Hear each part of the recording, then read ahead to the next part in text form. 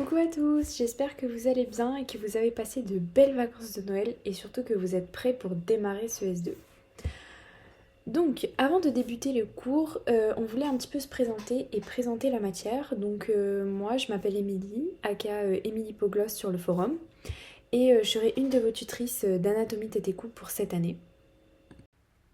Il y aura également ma co-tute Léna, donc qui vous présentera deux cours en vidéo qui seront base du crâne et vertèbre cervicale. Moi aujourd'hui je vais vous faire le cours sur anatomie générale de la tête et on verra en présentiel un cours sur une introduction à l'anatomie du cou et Léna vous fera aussi un cours sur un des organes des sens, la vision. Pour ce qui est de la répartition des QCM à l'examen, on n'a pas le nombre exact de QCM, mais par rapport à l'année dernière, on a eu à peu près 8 QCM, donc avec l'augmentation de cette année, ça devrait être à peu près 12. Donc on va débuter ce tout premier cours d'anatomie Tétécou avec l'anatomie générale de la tête. Alors dans ce cours déjà on verra un petit peu les différentes structures qui s'organisent pour composer la tête et le cou. Puis on étudiera un petit peu plus en particulier le squelette de la tête, les fontanelles et ensuite on finira par une petite introduction à la cavité orbitaire. Déjà, la première chose à savoir sur l'anatomie générale de la tête et du cou, c'est que la tête, elle va comprendre deux parties. Une partie qu'on appelle le crâne, et son nom plus particulièrement c'est le neurocrâne puisqu'il contient l'encéphale, et la face que vous retrouvez juste ici, qu'on nomme splanthnocrâne, puisqu'elle permet de faire passer les différentes viscères de la face. Au-dessous de la tête et au-dessus de l'orifice supérieur du thorax, vous avez une région particulière qu'on nomme le cou.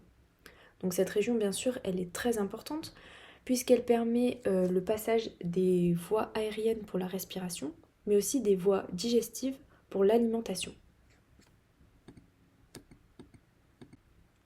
Maintenant, on va faire une description un peu plus précise de ces différents éléments, où on va délimiter donc les limites de la tête et du cou. Donc la première limite que vous retrouvez, c'est la limite supérieure de la face. Donc elle passe par le méa auditif externe, que vous retrouvez juste là, qui est un petit orifice. Elle se poursuit par le processus zygomatique qui fait partie de l'os temporal, et par le bord, là, ici, latéral de l'orbite, qui est composé par le processus orbitaire de l'os temporal et le processus orbitaire de l'os frontal. Après, vous avez la limite inférieure de la face et supérieure du cou, donc ces deux limites, c'est la même chose. Et cette limite, elle passe par la ligne nucale supérieure, juste là. Elle se poursuit par le processus mastoïde, qui est cette petite protubérance que vous retrouvez au niveau de l'os temporal. Puis le processus styloïde qui fait aussi partie de l'os temporal. Et enfin, le muscle digastrique. Pour terminer, vous avez la limite inférieure du cou qui passe par le bord supérieur de la clavicule, par l'articulation sternoclaviculaire, donc entre le sternum et la clavicule, et l'incisure jugulaire du sternum qu'on nomme également fourchette sternale. On décrit maintenant les fascias. Donc en fait les fascias ce sont un peu des enveloppes qui vont regrouper et qui vont engainer des structures anatomiques. Donc par exemple au niveau du cou, vous retrouvez trois fascias différents. Vous avez le fascia cervical profond, ici, donc qui va permettre de délimiter en avant la gorge et en arrière la nuque. Vous avez également là le fascia cervical moyen qui lui va en fait délimiter la loge viscérale du cou, donc à l'intérieur vous allez avoir toutes les viscères du cou qui vont passer.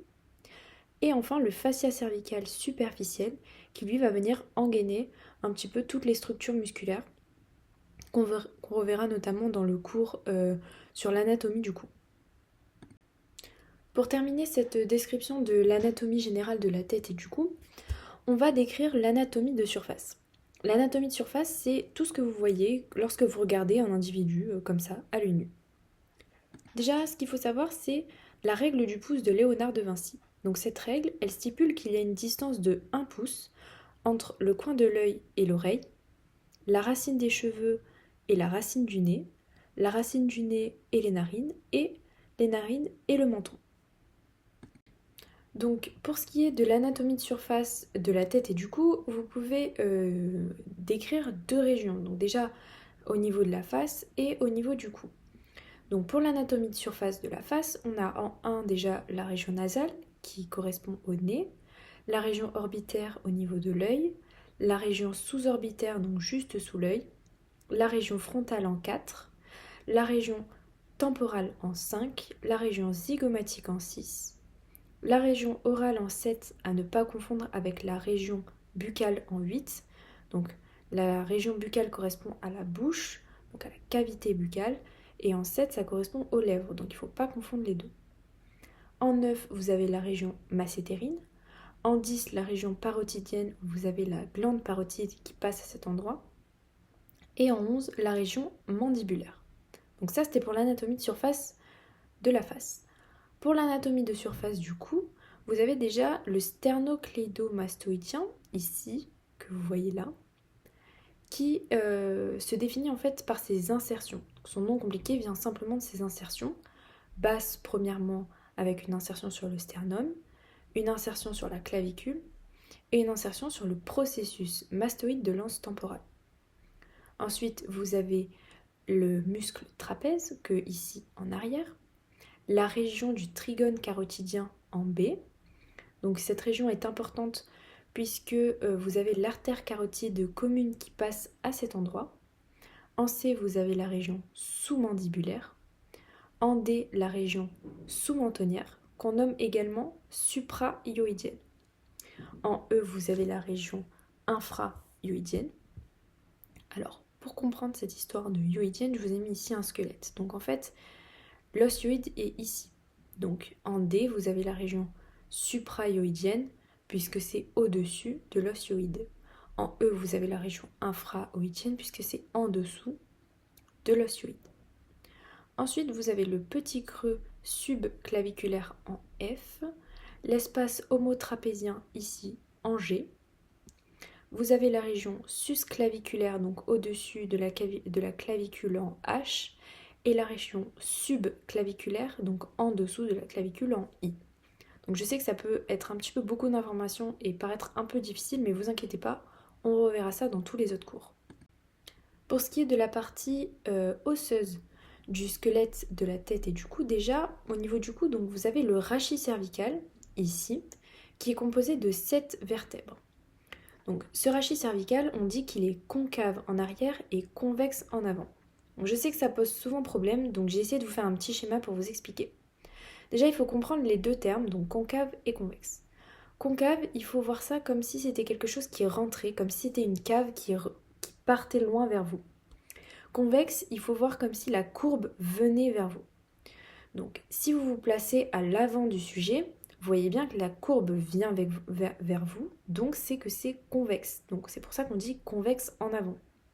Si vous vous mettez à l'arrière du sujet, vous voyez que la courbe forme un petit peu comme une cave.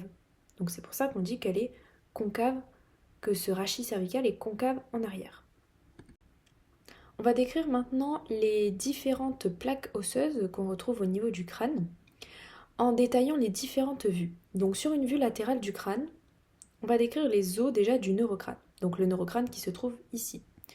Vous avez l'os frontal, l'os pariétal ici en vert, l'os occipital en violet, l'os temporal que vous retrouvez ici avec son processus mastoïde, le processus styloïde et le méa auditif externe.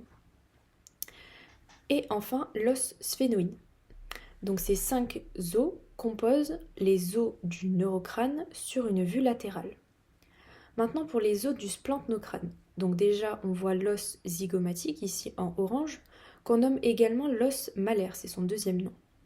Vous voyez en 1 l'os nasal, en vert l'os maxillaire, en gris ici l'os mandibulaire. Donc ce sont les os qu'on vient de décrire qui composent le splantenocrâne sur une vue latérale.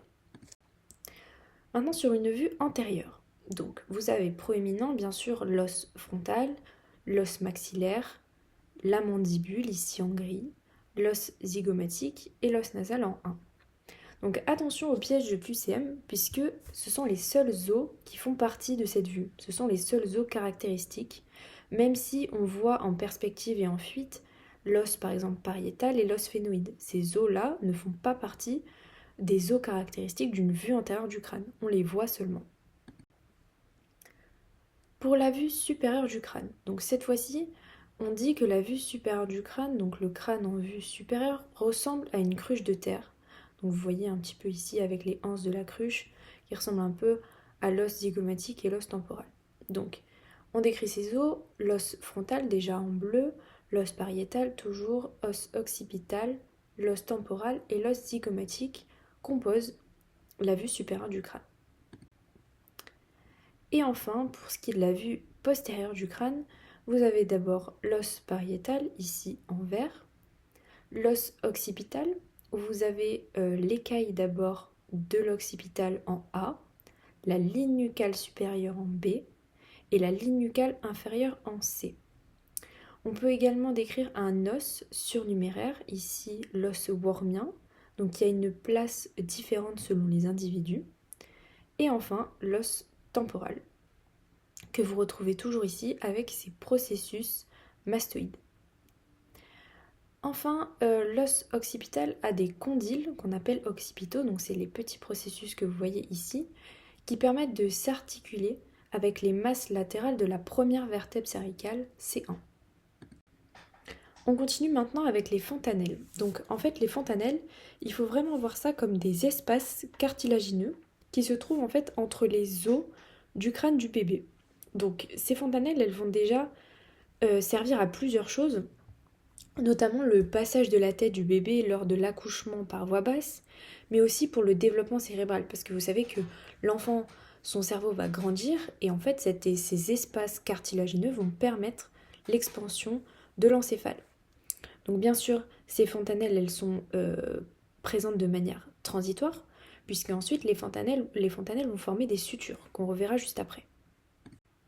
Donc on retrouve 6 fontanelles différentes. Donc on commence avec la fontanelle astérique, ici que vous retrouvez en 1, qui est entre l'os temporal, occipital, ici, et frontal. En 2, vous avez la fontanelle bregmatique qui se trouve entre le frontal, ici, et le pariétal. En 3, vous avez la fontanelle lambdatique qui se trouve entre le pariétal et l'occipital. En 4, vous avez une fontanelle qui est entre 4 os. Vous avez le sphénoïde, juste ici. Donc c'est la fontanelle, je ne l'ai pas dit, la fontanelle ptérique, donc qui se trouve entre le pariétal, le temporal, le sphénoïde et le frontal. Ensuite, en 5, vous avez la fontanelle obélique, qui elle, en fait, c'est une extension de la partie médiane entre les os pariétaux.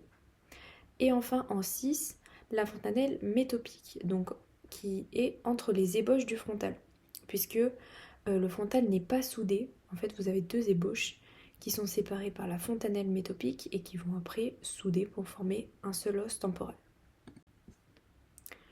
Les fontanelles, elles vont donner des sutures qui vont converger pour donner des points. Donc ça, c'est un petit point de discordance que vous allez retrouver notamment avec l'histologie.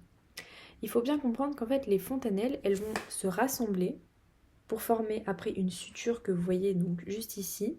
Vous avez par exemple la suture là coronale et ici la suture lambdatique juste là et la suture sagittale. Et vous voyez bien que la réunion de la suture coronale avec la suture sagittale, ça va donner un point qu'on appelle le point ici bregma. Pareil, vous avez avec la suture sagittale qui va converger vers la suture lambdatique qui va donner un point particulier qu'on appelle le point lambda. On va maintenant terminer ce cours avec une introduction à la cavité orbitaire. Donc déjà, qu'est-ce qu'il faut savoir? C'est que ces cavités, donc on a 2 cavités orbitaires qui contiennent l'œil, qui est l'organe de la vision, et on a également les glandes lacrymales qui sont responsables de la sécrétion des larmes, que vous pouvez voir donc avec l'orifice externe de la cavité orbitaire. Ça, vous reverrez ça sur le cours directement vision dans ODS. Donc schématiquement, on peut représenter la cavité orbitaire par une forme ici rectangulaire carrée qui est brisée dans sa partie interne puisqu'elle forme une pyramide à base antérieure. Donc vous voyez bien la pyramide ici et sa base rectangulaire carrée, elle est antérieure, elle est vers vous, elle n'est pas à l'intérieur. On dit également que la cavité orbitaire, elle a la forme d'un anneau de clé brisé. Donc ça, encore une fois, vous reverrez cette terminologie avec Léna dans son cours sur la vision. Ainsi, donc vous avez le sommet, ici, de cette pyramide, qui est représenté par le foramen optique, qui va notamment permettre le passage du nerf optique. Donc vous reverrez aussi dans la base du crâne. Un petit point encore un petit peu difficile à comprendre, c'est que l'axe de la pyramide, il est oblique, donc il n'est pas tout droit, il se dirige un petit peu de manière oblique vers l'avant et le dehors. Vous voyez, c'est la flèche rouge qui est représentée vers vous, vers l'avant et l'extérieur. Votre regard n'est pas tout droit, il est un petit peu dirigé vers l'extérieur, ce qui donne cette terminaison d'oblique. Mais dire que l'axe est dirigé vers l'avant et le dehors, c'est exactement pareil que dire qu'il est dirigé vers l'arrière et le dedans. En fait, c'est juste le vecteur qui change de sens, mais c'est exactement la même chose en termes de terminologie. Cette pyramide, elle a donc 4 faces, que vous voyez juste là. Donc si on prenait ce petit schéma comme si c'était l'œil droit, vous avez ici en rose la paroi médiale, en orange la paroi latérale, en vert la paroi supérieure et en bleu la paroi inférieure qui compose cette cavité orbitaire. Et maintenant on va décrire les différents os qui composent ces phases. De manière très schématique, vous avez déjà l'os frontal qui délimite la cavité orbitaire, ensuite l'os zygomatique ici en orange, qu'on appelle également, comme on l'a dit tout à l'heure, l'os malaire, et enfin l'os maxillaire. Donc ces 3 os, ils vont délimiter schématiquement la cavité orbitaire. Donc si on est un petit peu plus précis sur les os qu'on retrouve au niveau de la cavité orbitaire, on va d'abord décrire la paroi latérale. Donc on voit que la paroi latérale, elle est principalement déjà composée par l'os zygomatique et aussi une partie de l'os sphénoïde. Pour la paroi inférieure, on retrouve bien sûr l'os maxillaire, également une petite partie de l'os zygomatique, et on retrouve toujours ici en jaune l'os sphénoïde. Pour la partie supérieure de cette cavité orbitaire, vous voyez bien sûr l'os frontal ici en bleu, et toujours une partie qui est composée par l'os sphénoïde. Enfin, pour la paroi médiale de la cavité orbitaire, donc celle qui est la plus proche du nez, on voit un peu plus de structure osseuse. Déjà, on retrouve l'os ethmoïde ici en A. Vous avez également l'os lacrymal ici en B qui est représenté un petit peu en violet. Toujours l'os sphénoïde. Et enfin, le processus orbitaire de l'os palatin ici en C que vous voyez un peu en rose. Et l'os palatin fait partie notamment du palais. Donc petite nouveauté par rapport aux années d'avant, le professeur d'Andrea en fait a rajouté l'os sphénoïde, donc qui constitue toutes les parois de la cavité orbitaire. On va maintenant terminer ce cours avec les foramen visibles au niveau de l'os sphénoïde. Donc en fait les foramen ce sont tout simplement des trous où des structures anatomiques vont passer, notamment des artères et des nerfs. Donc ne vous inquiétez pas, là c'est surtout pour que vous représentiez bien ça au niveau de la cavité orbitaire, mais vous allez revoir ça beaucoup plus précisément dans le cours base du crâne. Donc le premier foramen que vous pouvez voir au niveau de l'os sphénoïde, c'est le canal optique ici en 1. Donc ce canal optique, il permet le passage du nerf optique, numéro 2, et de l'artère ophtalmique de Willis. En 2, vous avez la fissure orbitaire supérieure, qui permet le passage des nerfs oculomoteurs 3, 4, 6 et le 5-1. Alors le 5-1, il va encore présenter 3 branches terminales qui sont les branches frontales, lacrymales et nasales. Donc je vous ai fait un petit schéma après pour que vous compreniez un petit peu mieux. Ensuite, vous avez la fissure orbitaire inférieure qui permet, elle, le passage du nerf V2. Donc pour bien comprendre en fait les ramifications de ce nerf trijumeau, donc numéro 5, qui est un nerf crânien. Il faut voir ça un petit peu comme un arbre avec des branches.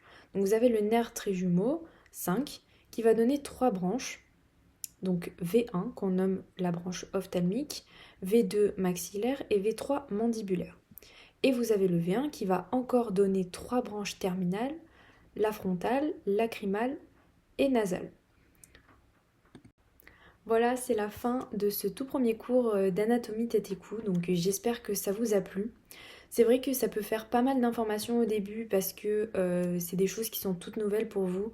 Vous allez voir que ce soit dans l'anatomie en général, au début ça va vous paraître énormément d'informations, mais après c'est beaucoup de répétitions et vous verrez, il n'y aura pas de souci. Donc en tout cas, si vous avez des questions, n'hésitez pas à nous envoyer un message sur le forum.